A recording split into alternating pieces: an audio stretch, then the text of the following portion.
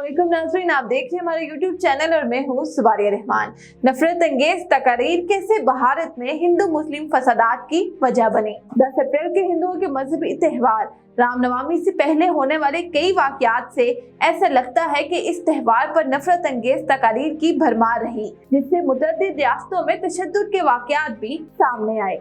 India के जनूबी शहर हैदराबाद में भारतीय जनता पार्टी के कानून दान, जिन पर फेसबुक ने 2020 में नफरत अंगेज तकरीर की वजह से पाबंदी लगा दी थी, कहा है कि जो कोई भी हिंदुओं के भगवान राम का नाम नहीं लेगा, इसे इंडिया से जबरदस्ती निकाल दिया जाएगा। इससे कुछ दिनों पहले एक हिंदू पुजारी की एक वीडियो वायरल हुई, जिसमें नजर आया कि वो शुमाली रियासत उत्तर प्रदेश में मुसलमान खवातीन को मुबैना तौर पर अगवा और रेप करने की धमकी दे रहे हैं। इसी दौरान एक और हिंदू पुजारी याति नार सिंह अनंत सरस्वती ने दिल्ली में एक और तकरीर की, जिसमें उन्होंने हिंदुओं से कहा कि वो अपनी बका के लिए हथियार उठा लें। नफरत अंगेज तकरीर भारत में दहाइयों से एक मसला रहा है।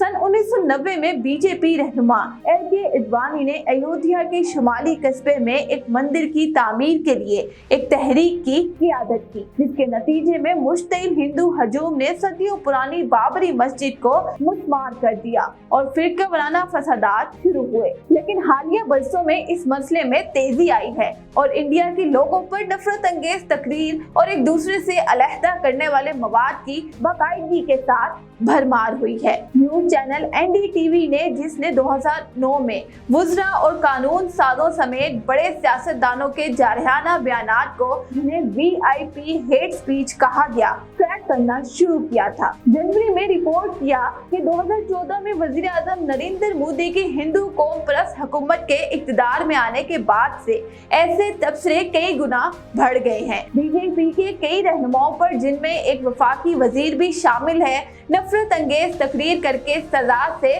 बच जाने का इल्जाम भी आयद है।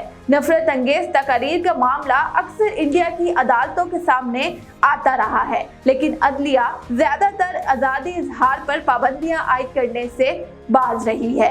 नफरत अंगेज बयानबाजी को मामूली तस्वुर करने की एक बड़ी ज्यादा तकलीफदेह कीमत भी अदा करनी पड़ती है, और असल कीमत वही है जो इन तमाम वाकयात के नतीजे में मुसलमानों ने अदा की।